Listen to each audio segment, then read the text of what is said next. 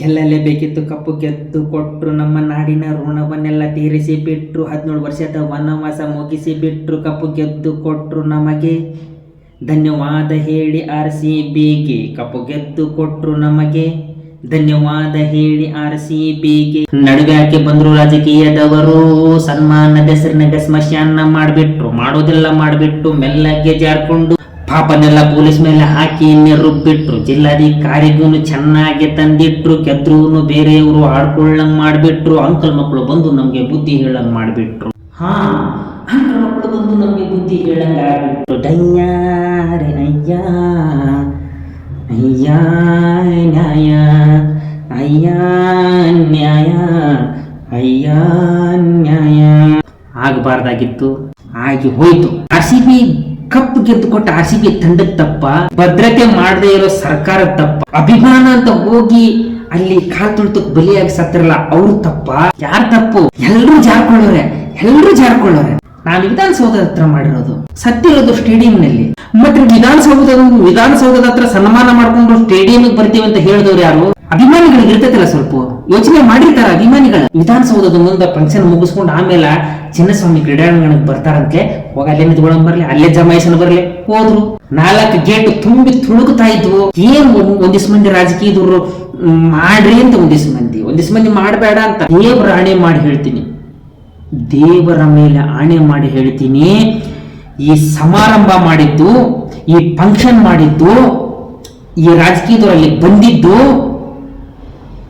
ಅಷ್ಟು ಜನ ಸೇರ್ಕೊಂಡಿತ್ತಲ್ಲ, ಅಷ್ಟು ಜನರ ಮುಂದೆ ನಾವು RCB ಪರ ಇದ್ವಿ, RCBಗೆ ಸಪೋರ್ಟ್ ಮಾಡಿದ್ವಿ ಅನ್ನೋದನ್ನ ತೋರಿಸ್ಕೊಳ್ಳಾಕ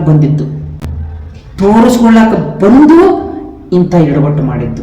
2-3 ದಿನ ಟೈಮ್ ಕೊಟ್ಟು ನೀವು ಗೆದ್ದಿದ್ದೀರಿ, ನಿಮಗೆ ಲಕ್ಷಾಂತರ ಜನ ಅಭಿಮಾನಿಗಳಿದಾರ, ಕೋಟ್ಯಾಂತರ ಜನ ಅಭಿಮಾನಿಗಳಿದಾರ. ನಿಮ್ಮನ್ನು ಒಂದತ್ರ ಸೇರಿಸಿದ್ರೆ ನೂಕುನುಗ್ಲಾಗ್ತೈತಿ. ಆ ನೂಕುನುಗ್ಲು ಹೆಚ್ಚು ಕಡಿಮೆ ಆಗ್ಬಿಟ್ರೆ, ಇಂಬ್ಯಾಲೆನ್ಸ್ ಆಗ್ಬಿಟ್ರೆ ಏನೇನೋ ಅಲ್ಲೋಲ ಕಲ್ಲಲ್ಲ ಆಗೋರು, ಸಾವು ನೋವು ಸಂಭವಿಸ್ತೈತಿ ಅಂತ ನಿಮಗೆ ಗೊತ್ತಿದ್ರು ತರಾತುರಿ ಒಳಗೆ ಮಾಡಿಸ್ಬಿಟ್ರಿ. ತಗೋಬೇಕಾಗಿತ್ತು, ಸಮಯ ತಗೋಬೇಕಾಗಿತ್ತು, ಟೈಮ್ ತಗೋಬೇಕಾಗಿತ್ತು. ಆರಾಮಾಗಿ ಬಂದೋಬಸ್ತ್ ಮಾಡಿ, ಸೆಕ್ಯೂರಿಟಿಗಳನ್ನ ನೇಮಿಸಿ, ಪೊಲೀಸ್ ಭದ್ರತೆಯನ್ನ ಇಟ್ಟು ಚಂದಾಗಿ ಮಾಡಿದ್ರೆ ಕಪ್ಪು 17 ವರ್ಷದ ಮೇಲೆ ಕಪ್ಪು ಗೆದ್ರೂ ಕಪ್ಪು ಗೆದ್ದಂಗಾಗಿಲ್ಲ, ಕಪ್ಪು ಚುಕ್ಕೆ ಆಗೋಯ್ತು ನಮ್ಗೆ. ಆ ಕಪ್ಪು ಅನಿಸ್ಕೊಳ್ಳಿಲ್ಲ, ಕಪ್ಪು ಚುಕ್ಕೆ ಅನಿಸ್ಕೊಂಡ್ಬಿಡ್ತು.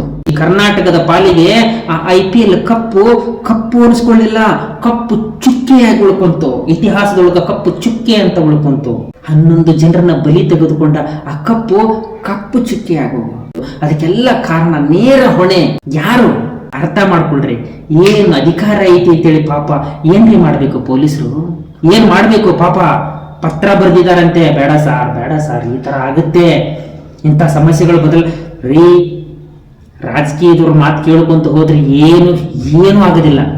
ಪೊಲೀಸರು ನೋಡಿರ್ತಾರೆ, ವರ್ಷ ಪೂರ್ತಿ ಅದೇ ಕೆಲಸ ಮಾಡಿರ್ತಾರೆ ಪೊಲೀಸರು. ಅವ್ರಿಗೆ ಗೊತ್ತಿರಲ್ಲೇನ್ರಿ ಎಂತ ಫಂಕ್ಷನ್ ಮಾಡಿದ್ರೆ ಎಂತ ಅನಾಹುತ ಆಗ್ತಾವು, ಎಂತ ಫಂಕ್ಷನ್ ಮಾಡಿದ್ರೆ ಸರಾಗವಾಗಿ ನಡೀತಾವಂತ ಪೊಲೀಸರು ಗೊತ್ತಿರೋದಿಲ್ಲೇನ್ರಿ? ನಿಮ್ಮ ಒಂದು ಫೋಟೋ ತೆಗೆಸ್ಕೊಳಕ್, ನೀವೊಂದು ಪೋಸ್ ಕೊಡೋ ಸಲುವಾಗಿ ತರಾತುರಿಯಾಗಿ ತಗೊಂಡು ನಿರ್ತಾರ. ಒಬ್ಬ ಮಾಡು ಅನ್ನೋದು, ಒಬ್ಬ ಮಾಡಬೇಡ ಅನ್ನೋದು, ಒಬ್ಬ ಫೋನ್ ಮಾಡಿ ಅರ್ಜೆಂಟಾಗಿ ನಾಳೆ ಮಾಡದೆ, ಇಲ್ಲ ನಾಳೆ ಮಾಡಂಗಿಲ್ಲ, ನಾಳೆ ಮಾಡಿ ಮುಗಿಸೋದೆ, ಬಂದು ಮುಗಿಸಿ ಪೋಸ್ ಕೊಟ್ಟು ಫೋಟೋ ಕೊಟ್ಟು ಆಮೇಲೆ 11 ಜನರನ್ನ ಸಾಯಿಸ್ಬಿಟ್ಟು ಆಮೇಲೆ ನಾವು ಹೇಳ್ದೆಲ್ಲ ಆಗಿಲ್ಲ, ನಾವು ಫಂಕ್ಷನ್ ಮಾಡ್ದೆಲ್ಲ ಆಗಿಲ್ಲ ಅಂತೇಳಿ ನುಣ್ಣಗೆ ಜಾರ್ಕೊಳ್ತಾ ಇದ್ದೀರಲ್ಲ, ನಾಚಿಕೆ ಅನ್ಸೋದಿಲ್ಲ ನಿಮ್ಗೆ? ನಿಮ್ಮ ಜನ್ಮಕ್ಕೆ ನಾಚಿಕೆ ಅನ್ಸೋದಿಲ್ಲ? 11 ಜನರ ಪ್ರಾಣ ಹೋಗಿರೋದು ನಿಮ್ಗೆ ದೊಡ್ಡದು ಅನಿಸಿರೋದಿಲ್ಲ. ಇವಾಗ ತಮ್ಮ ಮನೆಯಲ್ಲಿರೋ ಸದಸ್ಯರಿಗೆ ಸಣ್ಣದೊಂದು ಪೆಟ್ಟಾಗಿದ್ರು ಕೂಡ ಅದರ ನೋವು ಎಷ್ಟು ಅನ್ನೋದು ನಿಮಗೆ ಪಾಸ್ ಆಗ್ತಾ ಇತ್ತು.